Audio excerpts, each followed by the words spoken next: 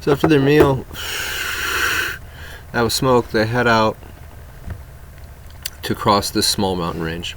So they're kind of partial way up the mountain where they had camped, and then they have to cross a small mountain range. And this is Ryed and Jake and their hawk and their ram, Mercurial, and now they have Unisari with them. And so they're all riding on Unisari for the areas where it's not too steep, and that's really saving them a lot of time. And we come across a lion before they get to the tops of the mountains. The lion's name is Tezra, and this lion comes in, and she says to she meets Ryed and says, you know, the sea goat is waiting for you here on the other side of these mountains, and he doesn't like to be kept waiting. And Ryed says, yes, I know, I'm in contact with Jah, and you know, we have the mythical creature with us. We will be there soon. This is Unisari. You know, you may have seen her, you know, around over the centuries. And we're aware of the business meeting and what's going to take place. What are you even doing here? You know, you're lions. You know, you're not going to be wanted by the Sea King at all. Why are you here? And Tezra says, I'm here to make sure you don't screw this up. And Jaguar's like, oh, the arrogant lion, here we go. You and him is, and points east to the Sea Goat King, and that it says that Goat King may be stubborn on time and everything, but certainly doesn't rule the surface of this earth, and you know that. And the Jaguar says, I know. Everything's here is fine. You know, we're taking care of this ram. You'll get your rams. You know, we know what you want, what your interests will be, and the lion just says, bull. You know, this is bull crap, and I don't see any bulls around here. And you know, Jake says, I've got these caps. You know, are you hungry? And the lion's like looks at him like, what is this human even talk? Who said the human could talk? You know.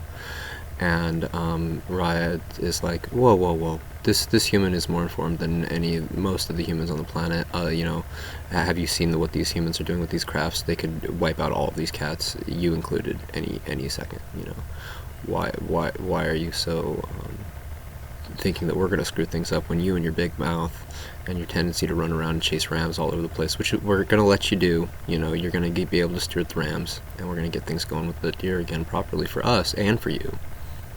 You know, and none of the cats are going to play blame games amongst each other anymore. You know, we're not going to be upset with you for making it look like we took out the deer when it was the scorpions. And so there's this argument is going on between Ryed and the lion. And finally the hawk says, you know, you guys can talk all you want, you know, pussy all day long, but we got to cross these mountains. So, you know, you pussyfoot your claws on over there, and you can keep your mouths going all you want, but we got to cross this mountain and meet up with the Goat King. But the Ryed and Tezra are both like, yeah, okay, we hear you. So they go up and they start crossing the mountain. And meanwhile, back on the boats, Lee says, you know, I've started to learn things from Eel, and I'd like to talk to you, John, about what we're coming up to, and I'd like to give you a scope on that. Let's go out to the surface of the you know, out of the cabin on the boat and go out to the shore, or up to the decks where we can get, you know, some fresh air and some privacy from all the happenings inside. And so they go out, and Vestibula says, can I join you guys? And yeah, come along. And because, you know, Vestibula is really interested, wanting to be more informed about what's going on, and is learning that this is about her. You know, this is about the rams. And you know, because Vestibula has been, you know, the one that Lee has been talking to a little bit about this while everybody else is kind of walking around, and Crackler is going around saying hi to everybody and this kind of thing. And so the three of them go out onto the surface of the boat, and they start noticing that this is bizarre. It's this strange smell in the air, and they're almost getting nauseous, and they look over the surface of the boat, or over the edge of the boat, and they see this like strange purplish brown color to the water, and they look up, and over, because they're in this canal and they're going east, and on one side of them is this desert, and on the other side they realize that they've moved into this forest land. That's where the northern area kind of meets up against the edge of where these canals are and everything. South of that is the desert, and then it goes into their territory down with the plateau in the southern area of the continent. And they're wondering what the heck is this, and they're feeling sick and ill, and they run back inside. And they find Crackler, and they say, what is it? Like, you guys went out on this earth. You don't want to be here in this area, man. This is where the runoff comes in.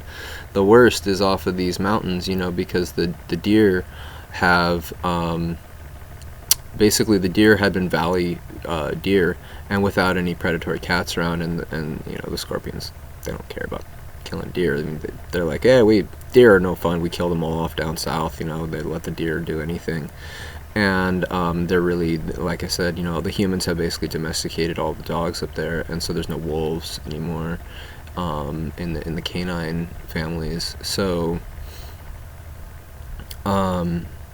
Crackler's telling them sort of more about the ecology and what's happened here, and he says that the deer have gone from the valleys to on the sides of all these forested mountains, and they're just they get all this junk from my family. We supply these guys with their stuff, because we've the lobsters and the crabs and the various crustaceans, we've learned a lot over the centuries from the scorpion people and the snake people, and now we're just doing business. We're offering people what they want, and the deer people want the stuff that we have, and they need something for their consciousness and their body and their what they enjoy, and they can no longer eat their mushrooms that they used to eat that would allow them to fly. And they said the deer poop grow very special mushrooms that are like the red ones that you guys have, but they also have different special properties to the deer that they only grow in the deer poop. And it's the same spores that will grow your bull stuff, but the deer, when it grows in the deer stuff, it does something special. And then it does something extremely special when the deer eat it, because then the deer can fly. So when the deer are eating these mushrooms that are growing out of their own poop, that's how they have this ability to fly. But they can't do that anymore, because there are no deer in the southern area, and the southern area is where they have the cleaner mushrooms, and in the northern area, apparently they've all been contaminated, so nobody eats mushrooms up north anymore. So this is what Crackler's saying is like, look, it's an unfortunate situation that we can't go out on the surface of the boat right now. Like, I'd love to be able to breathe the air too, and I'm as upset with everybody is about all of this overpopulation of deer, and they're pooping everywhere, and all of the drugs that they take are coming out in their urine and polluting the water. And the salmon, there's no salmon here at all. The people tell stories and draw cartoons about three-eyed fish and this kind of thing, but when was the last time you saw any fish, let alone a three-eyed one, in these waters? And Crackler's upset, but he's explaining that he doesn't feel that it's anybody's fault, and everybody has to work together.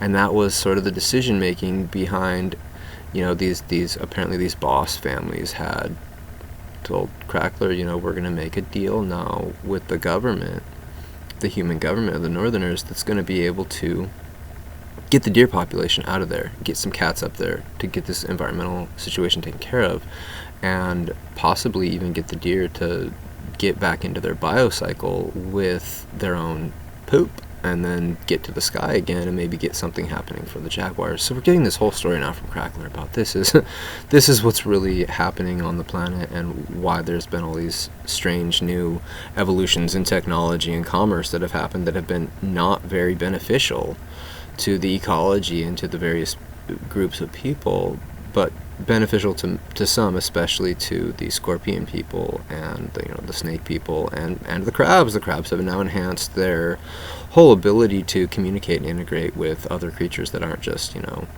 little colonies and segments of people that are on their usual terrain, and now you got crab people everywhere, and they've got all kinds of great new integrations of these bio communities that live with them and move around with them. So a lot of life has been enhanced, but there's a lot of sore feelings and dead bodies and inability to enjoy life because of these environmental catastrophes that are coming off the mountains, that the deer are now up in the snowmelt regions because the deer population in the valleys has just overcome so much.